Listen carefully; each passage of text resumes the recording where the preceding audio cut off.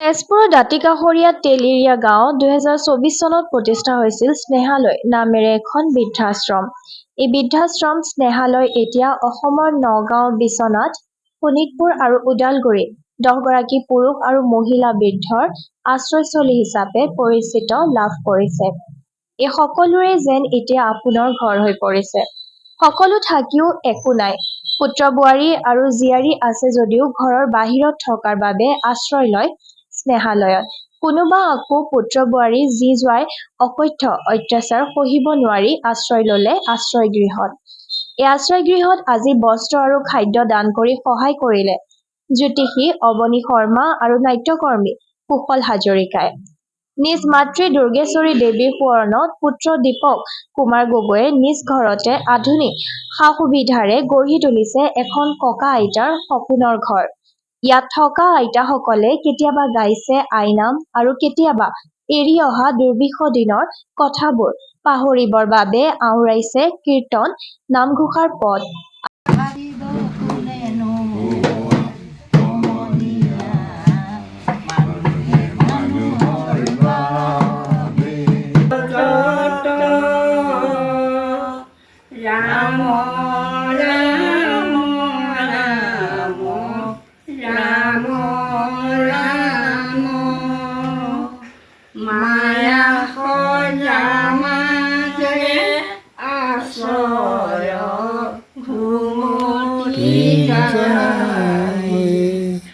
তুমি চৈতন্য সনাতন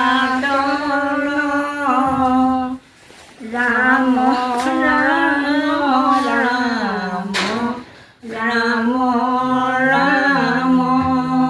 আজি স্থানীয় সমাজকৰ্মী আৰু জ্যোতিষী অৱনী শৰ্মাই এই গৃহত থকা সকলোকে এখনকৈ চাদৰ আৰু খাদ্য সম্ভাৰ দান কৰি নিজেই ধন্য হৈছো বুলিও কয় আৰু ভৱিষ্যতে পুনৰবাৰ ইয়াৰ নিবাসী আইতা ককা-দেউতাৰ খবৰ লবলৈও আহিব বুলিও সবিশেষ জনায়।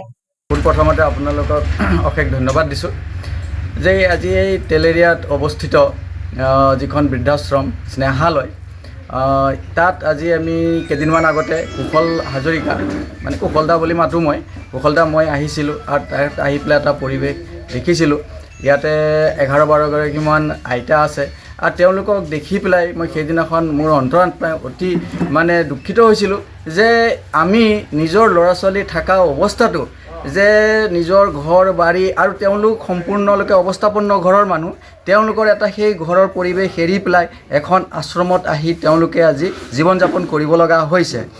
মোৰ অন্তৰাত্মা অতি মোৰ কান্দি উঠিছিল যে সেইদিনাখন যে তেওঁলোকে কিয় এইটো অৱস্থা হ'ল আৰু সেইটো ভাবিয়েই মই আজি মোৰ শক্তি অনুসৰি তেওঁলোকক আজি কিছু বস্ত্ৰ আৰু মই কিবা অন্ন দান কৰিছোঁ যাতে তেওঁলোকে শান্তি পাওঁ আৰু ময়ো যাতে তেওঁলোকক দি পেলাই মোৰ নিজৰ মা-দেউতাৰ নিচিনাকৈ এটা অনুভৱ দিব পাৰোঁ, সেইটো এটা সামান্য এটা প্ৰয়াস কৰিছোঁ।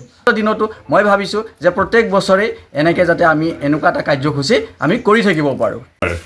আজি আমি আমাৰ তেলেৰীয়াত অনুষ্ঠিত এই স্নেহালয় বৃদ্ধাশ্ৰমত আমি উপস্থিত আছোঁ। আমাৰ ৰিপৰ্টাৰসকল আহিছে আমাৰ মাজলৈ।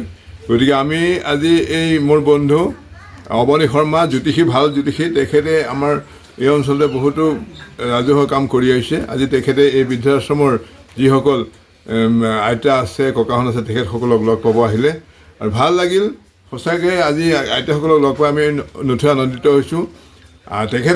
তেখেতসকলৰ মতামতসমূহ আমি লৈছোঁ। কয় যে আমাৰ জী বোৱাৰী বা আমাৰ ল'ৰাহঁতে আমাক দেখিব নোৱাৰাৰ কাৰণে আমি ইয়াত আছোঁ, কিন্তু মই ভাবোঁ যে এইটো হ'ব নালাগে। কাৰণ বৰ্তমান আমি এইটোৱে বুজি পাওঁ যে মাক দেউতাকক শুশ্ৰূষা কৰাটো ডাঙৰ কথা। যদি মাক দেউতাকক ভালকৈ শুশ্ৰূষা কৰে তেনেহ'লে খৰি দি আহি পেলাই মই কিছু মাংস ভাত খাব পাৰে। গতিকে আমি আমাৰ এই কৰ্তব্যটো আমি জীয়াই ৰাখিব লাগিব। এই অনাদৰ কৰাৰ কাৰণে আজি আশ্ৰমত আহি পেলাই তেখেতসকল আছেই আৰু তেখেতসকলক পৰিচালনা কৰি আছে। আমাৰ ইয়াৰ যিখন তেখেতে এই গোটেই পৰিচালনাখন কৰি আছে। গতিকে ভাল লাগিল। আগলৈকো আমাৰ অৱনী শৰ্মাই যিটো আজি অনুষ্ঠান কৰিলে বা তেখেতসকলক আজি যিটো সঁহাৰি জনালে তাৰ বাবে মই তেখেতলৈ বহুত বহুত ধন্যবাদ জ্ঞাপন কৰিছোঁ।